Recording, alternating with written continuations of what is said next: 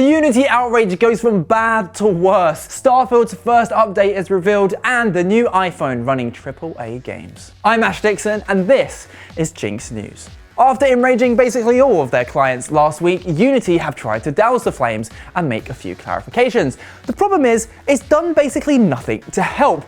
Now, we spoke all about the controversy on yesterday's show, so go check out that video for the full rundown, but the short story is, Unity, seemingly out of nowhere, said they're going to start introducing installation fees for games built with their engine once they pass a certain threshold. Not only that, but it's also been revealed that Unity executives sold thousands of shares in the weeks leading up to the announcement. Now, it seems they have been regularly selling these shares over the last year, but people are suspicious nonetheless. There's obviously a ton of anger and confusion around this, so Unity took to Twitter to try and clear things up.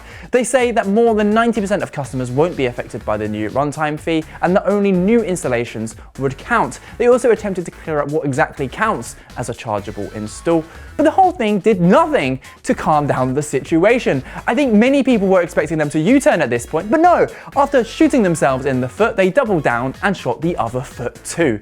A whole load more indie developers have spoken out, and can I just say, I love how indie developers don't mess about with their language. They clearly don't have a PR team, and they don't beat around the bush.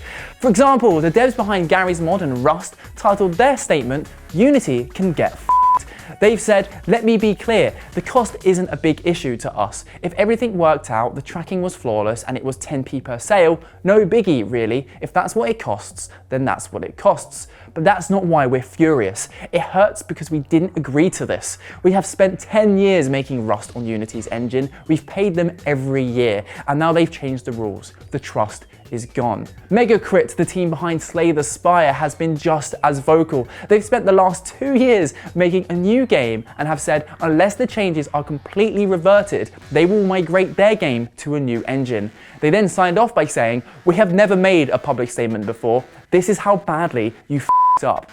Imagine being a small indie dev team where every game is a risk. You've spent years making a game, meticulously sticking to a budget, just to be told, now you have to pay more, and there's nothing you can do about it. Oh, and the games you've already released, you've got to pay up for those too. Like, how did Unity ever think this was a good idea? And it just gets worse because on top of that, they've also removed one of the subscription tiers, Unity Plus, meaning going forward, smaller developers either have to lose features or in the long term pay 4 times more for the Unity Pro tier. I honestly can't see how Unity can recover from this. Even if they do a U-turn, which surely they just have to at this point, the trust is just gone and it's not coming back. As always, I'm curious to know what you all think. Is Unity dead? Let us know in the comments down below. The Xbox Series X and S has seen a massive jump in sales thanks to Starfield. In the week ending on September 2nd, the sale of both consoles surged by 76% week on week here in the UK. Around 24% of those sales were due to the new Xbox Series S 1TB edition, which has clearly been launched at a good time now that not all of Microsoft's AAA exclusives look like this. Much better. Oh.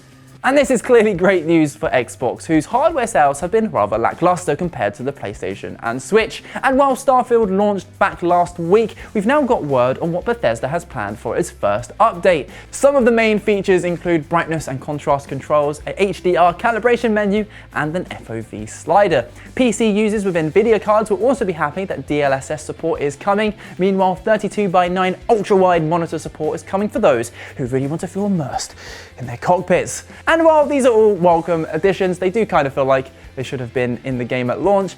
But overall, I'm just happy people are enjoying the game. I'll be honest, I found it a bit mid after 6 hours in. I'm feeling like I'm really having to force myself to play it at this point. But hey, that's just me. Bethesda games aren't for everyone.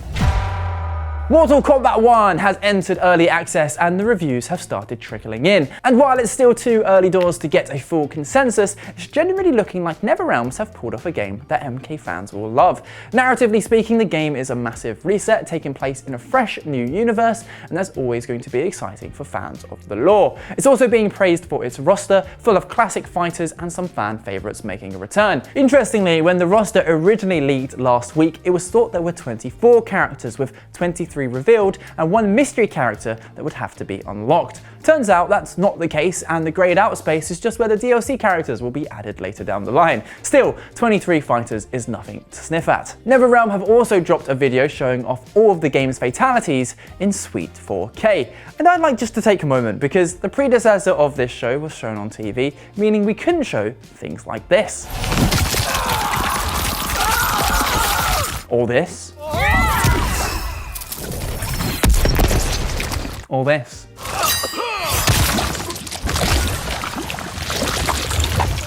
Delightful.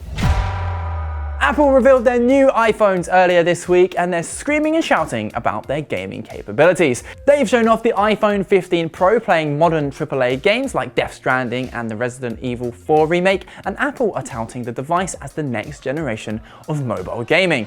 Those games are expected to drop on the phone sometime after its release on September 22nd, but perhaps most surprisingly, the latest Assassin's Creed game, Mirage, will also be playable. It's expected to only run on the Pro and the Pro Max versions, but it's impressive nonetheless.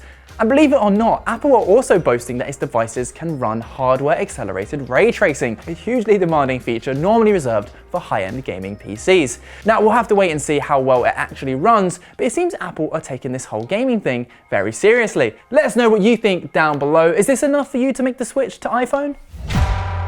It's time for Creation Corner, the segment of the show where we show off the best new player creations. And we've got a couple of Starfield creations for you today. And when you're traversing space, you want a tried and tested design with a remarkable track record of safety, build quality, and reliability.